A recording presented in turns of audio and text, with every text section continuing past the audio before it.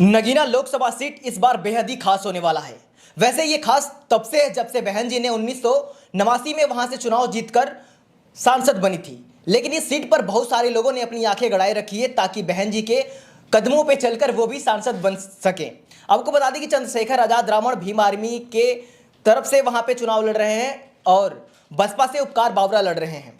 हमारे साथ मनोज अंतानी जी मौजूद हैं जो कि पूरे देश में भ्रमण करते रहते हैं। देश दुनिया में क्या हो रहा है सारी खबरों पे पौनी नजर रखते हैं। नगीना लोकसभा सीट पर भी इन्होंने रिपोर्टिंग कर रखा है। तो सर क्या लगता है आपको, नगीना लोकसभा सीट पर एक तरफ उपकार बावरा है बसपा की तरफ से, दूसरी तरफ भीम आर्मी के चीफ चंद्रशेखर आजाद है आजाद समाज पार्टी से।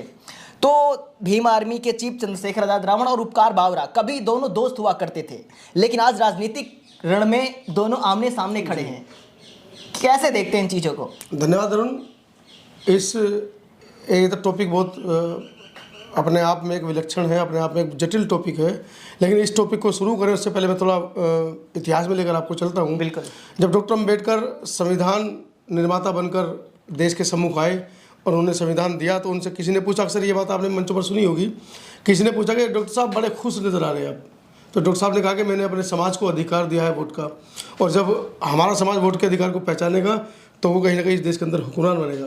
तो उन्होंने कहा था कि डॉक्टर अम्बेडकर आपका समाज गरीब समाज है, पिछड़ा समाज है, अपनी वोट को बेच देगा। तो डॉक्टर अम्बेडकर ने कहा कि नहीं, जब हमारा समाज इस बात को पढ़ेगा लिखेगा समझेगा तो वो अपनी वोट को बेचेगा नहीं।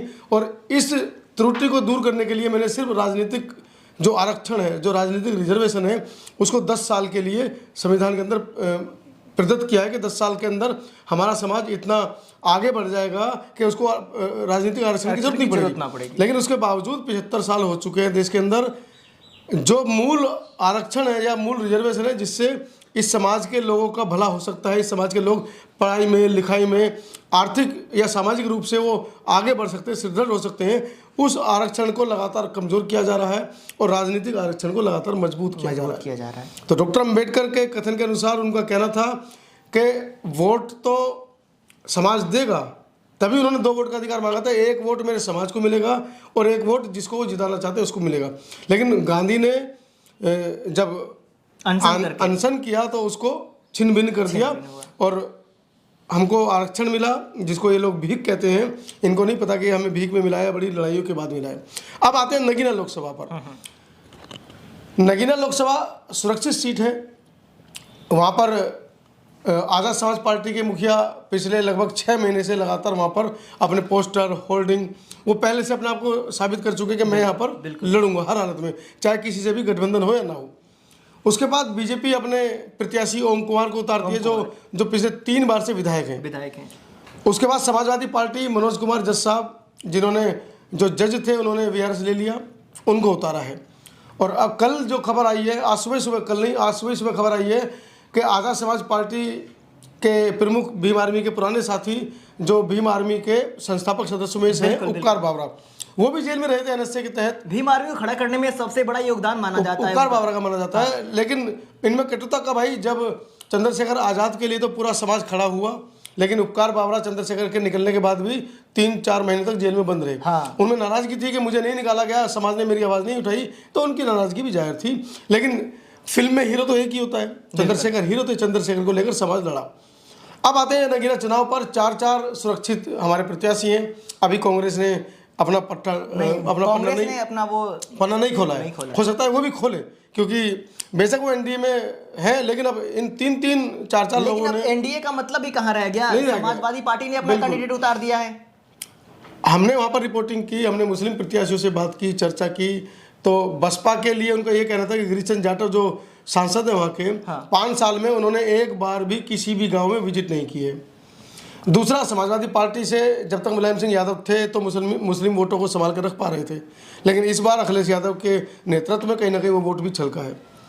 और रही बसपा की बात, तो बसपा का वोट प्रतिशत आप देख रहे हैं, गिरीशचंद्र जाटव जी की हरकतों की वजह से या उनके क्षेत्र में ध्यान न देने की वजह से बसपा का वोट कटा है। तो नंबर 1 पे इस समय प्रत्याशी आज़ाद समाज पार्टी के जो प्रमुख हैं चंद्रशेखर, वो निखर कर आ रहे हैं।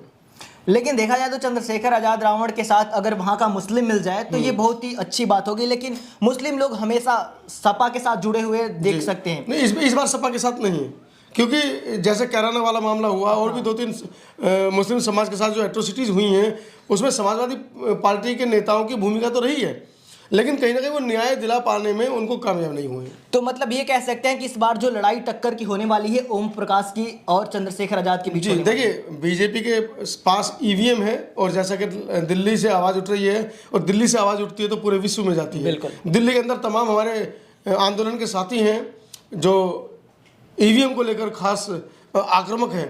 जब तक ईवीएम रहेगी तो हो सकता है कि इस बार चंद्रशेखर का भी नंबर ना पाए, बिल्कुल, ओम कुमार निकल जाए।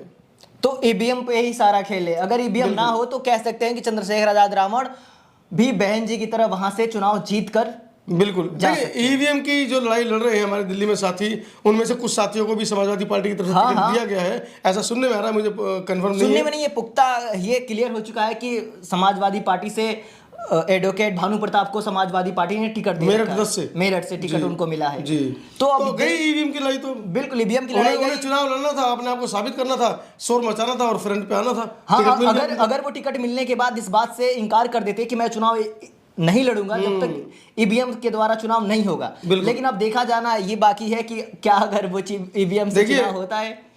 लगातार दिल्ली से ये आवाजें उठ रही हैं कि ईवीएम बैन किया जाए। हाँ। लेकिन कोई भी विपक्षी पार्टी ये कहने में अपने आप को नहीं साबित कर पा रही है या ये नहीं कह पा रही है आगे आके कि अगर ईवीएम से आप चुनाव लड़ेंगे तो हम चुनाव का बहिष्कार करते हैं। अब देखिए आगे सामने भानु प्रताप भी जो थे जो सबसे पहले उनका तो कहना था कि हम ईवीएम फोड़ेंगे। हाँ, 5 सालों से उनको देख रहा हूं मैं, 5 सालों से सबसे ज्यादा अगर किसी ने ईवीएम के बारे में आवाज उठाई है तो एडवोकेट भानु प्रताप ही। बिल्कुल, वो पूरी टीम दिल्ली में लगी हुई है, लेकिन उनकी भी तो खुद की पार्टी थी ना एक और देखिए, एक इस समय वर्तमान में देश के अंदर दलितों की एट्रोसिटी का जो सबसे बड़ा मुद्दा है, आपने देखा हापुड़ का मुद्दा देखा, रामपुर का मुद्दा देखा, लेकिन इन सभी मुद्दों से भी बड़ा एक प्रोफेसर ऋतु का मुद्दा चल रहा है दिल्ली विश्वविद्यालय के अंदर।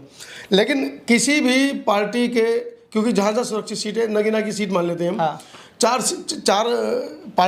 पार्टियों ने 4 अपने अनुसूचित जाति के साथी खड़े किए हैं, लेकिन उन चारों में से किसी एक का भी मुद्दा ऋतु को लेकर नहीं है। तो कैसे आप समाज की लड़ाई लड़ेंगे, कैसे आप अपने आप को साबित करेंगे कि हाँ हम समाज के साथ हैं? तो एक बड़ी विडंबना है समाज की। डॉक्टर अम्बेडकर इसी को लेकर चिंतित थे कि मेरा समाज राजनीतिक रूप से आगे तो आएगा, लेकिन कहीं ना कहीं उनके वोटों की बिक्री होगी। ये तोते हैं जो जीतने के बाद ये कहेंगे मुझे आपने वोट नहीं दिया, मुझे तो मेरी पार्टी की वजह से मैं जीता हूँ। ये वही लोग हैं, जैसे गिरिचंद जाटव जी के ऊपर आरोप लगाए जा रहे हैं कि 5 साल में वो एक बार भी नहीं आए हैं जमीनी स्तर पर। ये वही लोग हैं जीतने के बाद नगीना तो छोड़िए, संसद में भी नहीं जाएंगे बहुजनों की आवाज़ उठाने के लिए। तो हमें ये बात सोचनी होगी, हमें बात समझनी होगी कि कौन आपकी आवाज़ सड़क पर उतार रहा है, कौन आपके लिए सड़क पर लड़ रहा है। ऐसे प्रत्याशी को आप जिताकर भेजें, छोड़ दें इन पार्टियों का जो मोह है, अपनी पार्टियों का मोह छोड़कर अपने लिए एक ऐसे प्रत्याशी को चुने जो आपकी आवाज़ सड़क से संसद तक उठा सकता है। नगीना लोकसभा सीट पर 16 लाख लोग रहते हैं, बिल्कुल, जिनमें से 6 लाख सिर्फ मुस्लिम। ये 16 लाख का जो आंकड़ा है ये पिछले चुनाव का है, अब तक तो शायद 20 लाख हो गए होंगे। हाँ, तो 20 लाख हो गए होंगे, तो मान सकते हैं कि मुस्लिम भी 7-8 लाख हो गए। बिल्कुल। देखा जाए तो नगीना लोकसभा सीट में बहुसंख्यक है मुस्लिम वर्ग के लोग।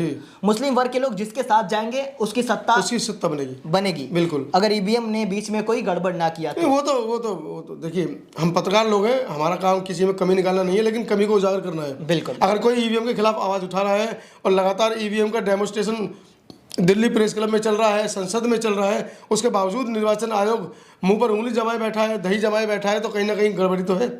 ईवीएम में गड़बड़ी नहीं है तो कहीं ना कहीं सत्ता का जो दबाव है उसमें गड़बड़ी है। लेकिन एक बात देखा जाता है कि चंद्रशेखर आजाद रावण हमेशा अखिलेश यादव के भैया कह के पीछे पीछे घुमा करते थे, रो रहे थे पिछली बार तो पिछले चुनाव में मुझे एक सीट दे दो भैया, एक सीट दे दो। लेकिन लोगों को ऐसी उम्मीदें नहीं थी कि चंद्रशेखर आजाद रावण के सामने अखिलेश यादव अपना कैंडिडेट खड़ा कर देंगे। वो अखिलेश यादव है, वो राष्ट्रीय अध्यक्ष है समाजवादी पार्टी के, वो क्यों किसी से दबेंगे भाई? क्या अखिलेश यादव नहीं देखना चाहते कि कोई एक दलित व्यक्ति चुनाव जीतकर सांसद में जाए? मैं आपको बताऊं, दलित एट्रोसिटी का इतिहास आप उठा के देख लीजिएगा भारत के अंदर 75 साल के अंदर। 75 साल पहले तो मीडिया नहीं थी, अखबार नहीं थे, लिखते नहीं थे, लेकिन 75 साल का आप इतिहास देख लीजिए।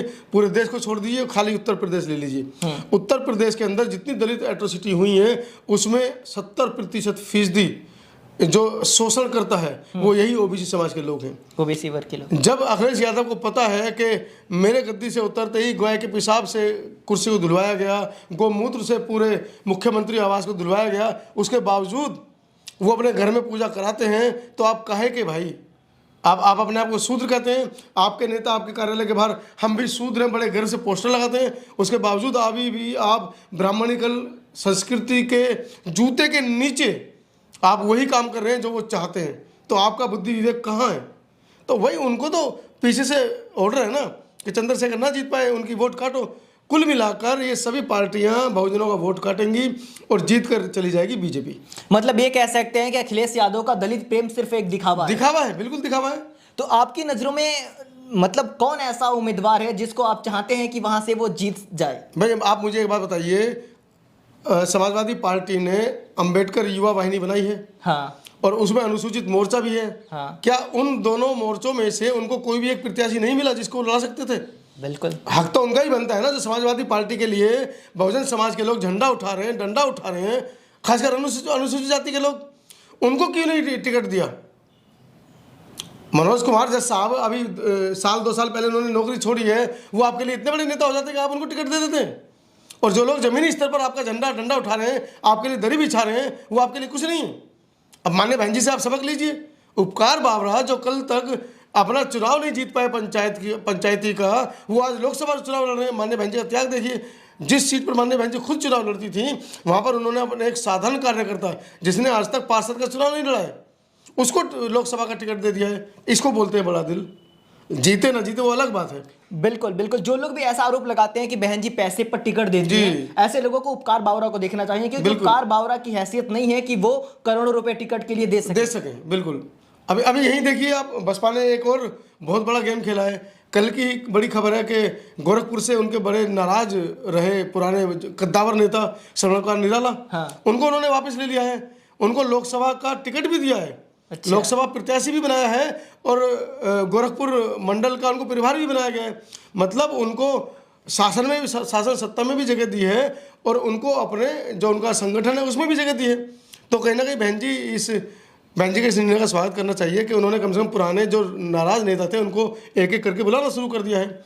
और अगर ये रणनीति रहेगी तो आने वाले समय में 2024 में तो शायद करिश्मा ना दिखा पाए, लेकिन 2027 में माननीय आकाश आनंद के नेतृत्व में कुछ करिश्मा बहन जी दिखा पाए। तो ये थे हमारे साथ मनोज अंतानी सर, जो समता आवाज पर आपको हमेशा देश दुनिया से जुड़ी खबरें दिखाते रहते हैं। आप इस बारे में क्या सोचते हैं? नगीना लोकसभा सीट पर किसकी विजय होनी चाहिए, ये कमेंट बॉक्स में हमें जरूर बताएं।